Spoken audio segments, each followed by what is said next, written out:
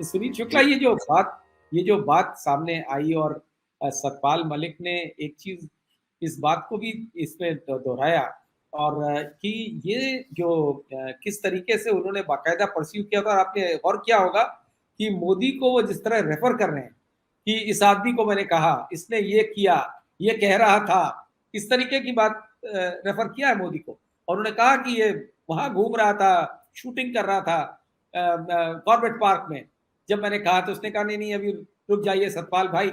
और उन्होंने जो शुरू में कहा, सबसे इंपॉर्टेंट बात जो जो अभी यूसुफ ने पॉइंट आउट करी, उसमें ये इस बात पे बड़ा जोर था कि वो किसान नेता हैं, किस तरह से चौधरी चरण सिंह की गार्जियनशिप में वो एक किसान नेता बने और किसानों के इश्यूज पे उन्होंने। तो आज की डेट में उनकी किसानों में भी क्रेडिबिलिटी बढ़े, तो मेरा ख्याल लगता है इसके पीछे ये भी रहा होगा कि उनकी और बढ़े। और जिस तरह उनके जरिए से जो मैसेज जाएगा, एक तो एक कॉमन लोगों के दिमाग में ये बैठ जाए सिक्योरिटी फोर्सेस के कि इस देश के सुरक्षा कर्मियों के साथ कॉम्प्रोमाइज किया गया, उनकी लाइफ 40 लोगों की जिंदगी के साथ कॉम्प्रोमाइज किया गया।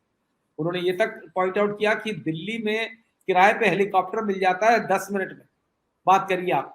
और इन लोगों ने 4 महीने तक, सीआरपीएफ वालों ने वो होम मिनिस्ट्री ने सैंक्शन नहीं करे हेलीकॉप्टर, इन्होंने 4 मांगे थे, वो नहीं करे। बोले मुझे बताया होता तो मैं खुद रिक्वेजिशन करके मंगा देता।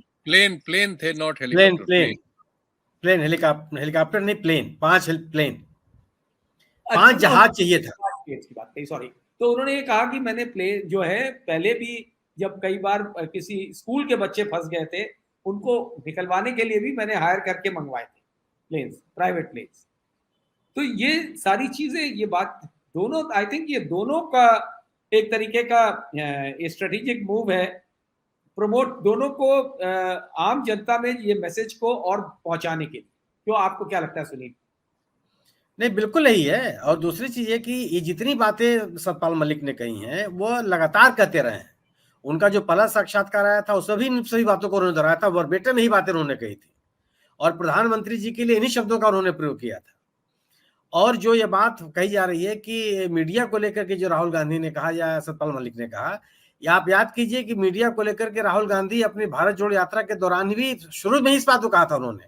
जब उनसे पूछा गया कि आप भारत जोड़ो यात्रा क्यों शुरू कर रहे हैं, तो उन्होंने कहा कि मैं अपनी बात जनता तक पहुंचाने के लिए मेरे पास इसके अलावा कोई विकल्प नहीं है। मीडिया मेरी बात छापता नहीं, दिखाता नहीं, और संसद में हमारे बाइक बंद कर दिए जाते हैं।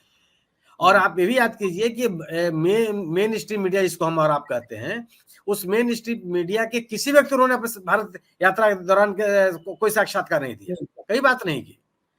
एआईसीसी के प्रेस कॉन्फ्रेंसेस में उन्होंने मीडिया जो मेन स्ट्रीम मीडिया उसके ऊपर सवाल पैदा किए।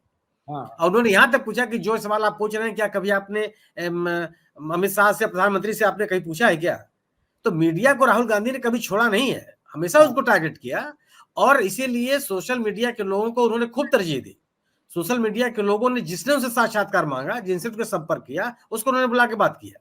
चाहे मैं कोई बहुत हम आप ऐसे भी लोग रहे जिनको हम और आप भी नहीं जानते, लेकिन अपने अपने इलाकों में वो लोग बहुत मशहूर लोग। तो मीडिया के ऊपर सतपाल मलिक ने भी बात कही, राहुल गांधी ने इस बात को कही। यह जरूर है कि इस सतपाल मलिक की इन बातों को राहुल गांधी के माध्यम से इस बातचीत में सामने आने पर उसकी विश्वसनीयता और बढ़ी है, नंबर 1। नंबर 2, इसकी रीच बढ़ेगी। अब तक जितनी बात राहुल गांधी ने, सतपाल मलिक ने कही थी, वो उसको भी खूब सुना गया है, लेकिन अभी कांग्रेस के फोरम पर आ जाएगा तो इसका विस्तार मिलेगा कि तमाम रोक टोक के बावजूद भी इसको लोगों तक पहुंचने में वह व्यापकता मिलेगी जो अब तक नहीं मिली हुई थी। और तीसरी चीज, जब राहुल गांधी दोनों बात कर रहे हैं, अब जिसे को बात उन्होंने कही, अब तक तमाम लोगों की जानकारी में बात, मेरी भी स्मृतियों में नहीं था कि जब पुलवामा के शहीद आए थे हवाई अड्डे पर तो राहुल गांधी को कमरे में बंद कर दिया गया था। हाँ, ये बिल्कुल नई बात है ये बात आई, उन्होंने कही और कहा बाकायदे मेरे कमरे में ताले चाबी बंद कर दिया गया। ये भी बताया कि प्रधानमंत्री विजिट कर रहे थे, एक इवेंट कराई जा रही थी वहां पे, तो ये उन्होंने ही बात, मुझे बंद कर दिया गया कि आप बाहर नहीं निकल सकते। बड़ी मुश्किल से वहां से निकल के बात है। जो सतपाल मलिक जिस बात को कह रहे हैं कि पुलवामा की घटना का राजनीतिक फायदा लिया गया, राहुल गांधी की इस बात से उसमें एडिशन होता है कि वाकई इसको इवेंट बनाया गया, ये श्रद्धांजलि नहीं दी गई, शोक नहीं व्यक्त किया गया, क्षोभ नहीं व्यक्त किया गया, अपने ऊपर अपनी विफलताओं के ऊपर नाराजगी नहीं व्यक्त की गई, बल्कि एक इवेंट बनाया गया कि जब एक विपक्ष का नेता भी वहां पहुंचा तो उसको शेयर न करने पावे, इसकी भी कोशिश की गई। ये बात थोड़ा उसको राहुल गांधी ने अपनी बात से और लंबा कर दिया और व्यापक कर दिया, उसके अंदर संदर्भ को और बड़ा कर दिया। और इस बात के होने से कम जो ये बात कही जा रही है कि 2024 के चुनाव के पहले सरकार कोई ऐसा काम कर सकती है जिससे राष्ट्रीयता, राष्ट्रवाद, राष्ट्रीय सुरक्षा के जो तमाम नैरेटिव बनाए जा सकते हैं वह सरकार कर सकती है, और अगर वो करेगी तो उसकी विश्वसनीयता को कम करने की भी एक कोशिश है। और सतपाल मलिक इस बात को कह चुके हैं, कई बार कह चुके हैं वो, कि सरकार चुनाव के पहले कुछ भी करा सकती है। इन्होंने भी आशंका व्यक्त की।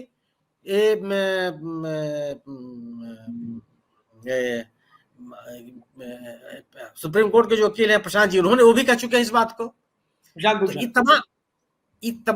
तमाम ऐसे लोग हैं जो इस बात को कहते चले आ रहे हैं, और इस बातचीत के बाद से तमाम विभिन्न विषयों पर लोगों ने बातचीत की और बड़े लग रहा है कि बहुत स्थिर दिमाग से और शांतित तरीके से बात कर रहे हैं। यहां तक कि राहुल गांधी ने कह दिया कि हो सकता है कि हमारी आपकी इस बातचीत के बाद केंद्रीय एजेंसियां के दरवाजे पर फिर खड़ी हो जाए। उन्होंने ये कहा कि जिन जिन लोगों ने हमसे बात की है उनके घरों पर केंद्रीय एजेंसियां पहुंची हैं। तो इस लोगों के बीच में यह बात पहुंचाने की कोशिश है कि विपक्ष के नेता किस तरह से सरकार के निशाने पर है, लोगों की बात लोगों तक न पहुंचे पावे, इसको रोकने की किस तरह से सरकार कोशिश कर रही है, विपक्ष की बात को दबाने की किस तरह से कोशिश कर रही है, और विषयांतर करने के क्या क्या प्रयास किए जा सकते हैं। यह सबसे महत्वपूर्ण बात यह है। और तमाम विषयों, इस बातचीत ने तमाम विषयों को फिर लोगों की स्मृतियों में ला दिया। जैसा कि अभी मैंने अगर 6 घंटे में कई लाख लोगों ने अगर इसको देख लिया तो आप सोच सकते हैं कि लोग क्या सुनना, देखना और जानना चाहते हैं, कहाँ जाना चाहते हैं वो। तो ये एक सबसे इसका फायदा ये मिलेगा, मुझे लगता है कि लोगों तक ये बात पहुंची, और इसका कोई काट भी सरकार के पास नहीं है। सरकार तमाम, और अडानी के मसले पर आज तक कौन सा ये स्पष्टीकरण आ पाया सरकार की ओर से? आप सिवाय उस मुद्दे को दबाने के अलावा या उस मुद्दे को उठाने वाले लोगों के खिलाफ कार्रवाई करने के अलावा आपने उससे सफाई कौन सी दी? रोज नई बातें आ रही हैं। आज राहुल गांधी ने फिर उस फाइनेंशियल एक्सप्रेस की रिपोर्ट का उल्लेख किया जिसमें कोल स्कैम की बात कही गई है। जितनी बातें राहुल गांधी ने कई बार अपनी सदस्यता खत्म किए जाने का भी उन्होंने उल्लेख किया कि जब हमने अडानी की बात की तो हमारे साथ क्या क्या हुआ। ये सतपाल मलिक ने भी इस तरह की बातें कही। और हाँ, ये सही है कि, और अगर ये बात नहीं, राहुल गांधी ने आज के भी लोगों के ऊपर एक किस तरह से टिप्पणी की कि किसी तरह से सरकार में बनाना, किसी तरह से सत्ता में आना है। ये जो राहुल गांधी जो टिप्पणियां की, यह एक तरह से सत्तारूढ़ दल पर भी हमला और गंभीर हमला है। और मुझे नहीं लगता कि इसका तत्काल कोई राजनीतिक काट इनके पास निकलेगा, क्योंकि अब तक किसी चीज का जवाब नहीं दे पाए। सत्य हिंदी का ऐप डाउनलोड करें गूगल प्ले स्टोर पर।